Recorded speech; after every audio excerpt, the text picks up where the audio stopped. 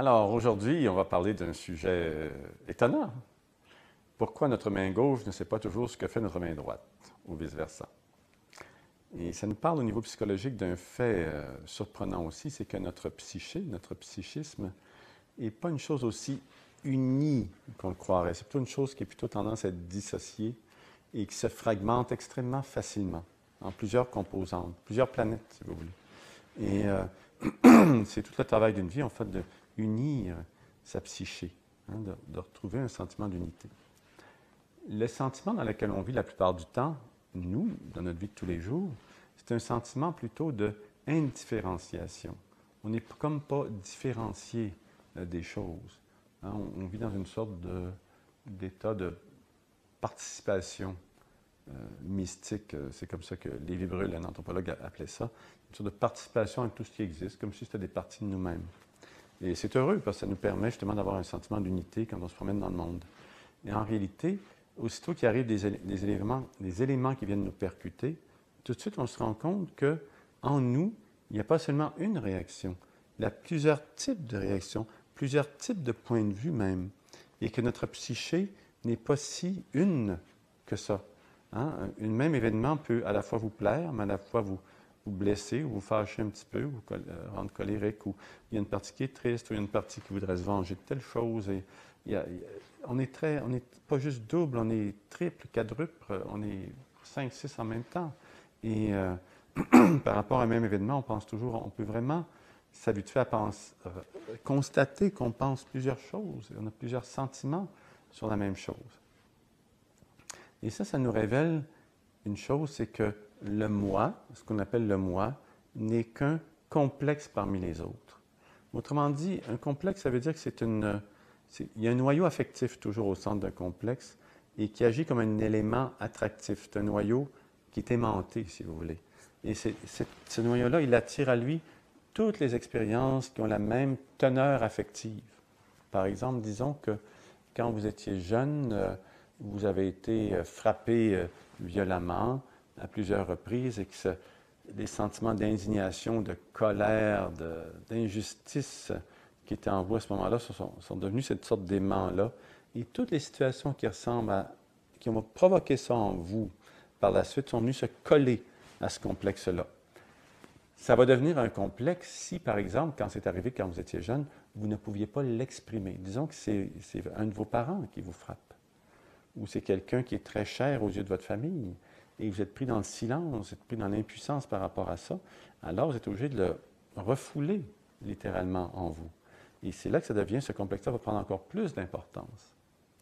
Et par la suite, vous pourrez très bien, devant la violence, avoir des réactions qui sont tout à fait de l'ordre de vous sentir rejeté ou de sentir justement l'injustice, mais même d'autres sentiments plus complexes, peut-être de la honte ou peut-être même de vous sentir coupable de ce qui vous arrive. C'est très complexe. Par exemple, là, on a eu les fêtes dernièrement, ou à chaque année quand c'est les fêtes, l'adulte là, qui se présente chez ses parents pour aller fêter Noël, c'est un adulte, là, il a votre âge. Là. Mais une fois passé le seuil de la porte, après une demi-heure, une heure, c'est plus la même personne exactement qui est là. Elle se rappelle de tout le passé, elle porte le poids du passé tout à coup. Des complexes se réveillent. Et des types d'associations, des choses que vous avez complètement oubliées, là, par rapport à papa, par rapport à maman, vos sœurs et tout ça, là, vos frères, tout ça se réveille tranquillement. Et tranquillement, vous vous mettez aussi à avoir des réflexes et à dire et à penser des choses que vous pensiez, mais pas du tout avant d'arriver là. Donc, c'est l'inconscient qui est en action. Et l'inconscient avec son jeu de complexe. Et là, c'est vrai que tout à coup, vous allez vous entendre dire quelque chose que vous ne vouliez pas dire. Vous allez plus loin que votre pensée, l'alcool aidant, vous allez un petit peu plus loin que votre pensée. Et c'est là qu'on se met à se rendre compte que la main droite, c'est pas toujours ce que la main gauche fait. Hein? Parce que la main gauche peut vous mettre dans le pétrin rapidement, sans que vous vous rendiez compte, par une petite remarque cynique ou blessante, ou parce que vous-même, vous êtes blessé et vous n'êtes pas rendu compte de ça. Alors, ça, c'est tout le jeu, le foisonnement de la psyché intérieure et de ces différents complexes. Donc, un complexe, c'est toujours quelque chose qui a un noyau affectif et un paquet d'associations qui sont des idées, des croyances qui se forment autour de ça. Si vous avez été battu, on peut vous dire, la vie est injuste, ou il faut toujours se défendre, ou au contraire, il faut toujours se soumettre si on veut survivre. Votre complexe vous amène à réagir. Ce n'est pas seulement des c'est pas seulement des émotions, c'est des émotions qui sont en action et qui entraînent des comportements. Hein, ils vous entraînent à être d'une certaine façon, à penser d'une certaine façon, à agir, à parler d'une certaine façon. Par exemple, justement, en retournant chez vous, peut-être que vous avez été celle ou celui qui a joué le rôle de petit gros de la famille ou de la petite grosse de la famille, toujours un petit peu ridiculisé, tout ça.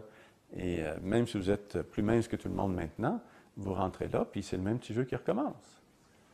Et ça vous touche, ça vous blesse, parce que tous les complexes viennent en même temps. Alors peut-être quand vous étiez jeune, votre attitude vis-à-vis de ça, c'était une attitude d'aller vous enfermer dans votre chambre, de vous renfermer en vous-même. Et là, tout à coup, vous êtes à cette table-là, puis vous remarquez, parce qu'il y a une petite remarque, on fait ça sur le ton de la blague, tout à coup, vous vous trouvez renfermé en vous-même. C'est le complexe qui vient de prendre le dessus. Hein, il y a un je, un moi, là, qui a une sorte de stabilité d'humeur, et tout à coup, oups, il y a un complexe qui prend le dessus pour un certain temps. Hein, une vague, si vous voulez, et qui vous met, elle, en accord avec certains types de réactions. Et vous obéissez à ce complexe-là.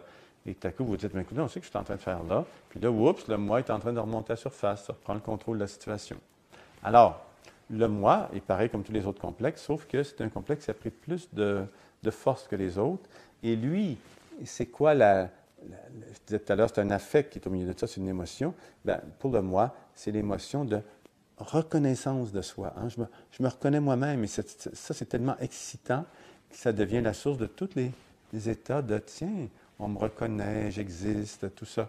Et ça devient le centre du moi qui permet de se reconnaître soi-même et d'être reconnu par les autres. Et ça, c'est sans cesse renforcé dans l'existence. Et quand on a l'impression de perdre ça, on a l'impression de perdre quelque chose de très valable. Donc, le moi est un complexe qui peut être submergé par d'autres complexes. Et c'est là qu'on s'aperçoit comment notre psyché est effectivement plus comme un cosmos où il y a beaucoup de planètes avec pas mal de pouvoir et d'influence.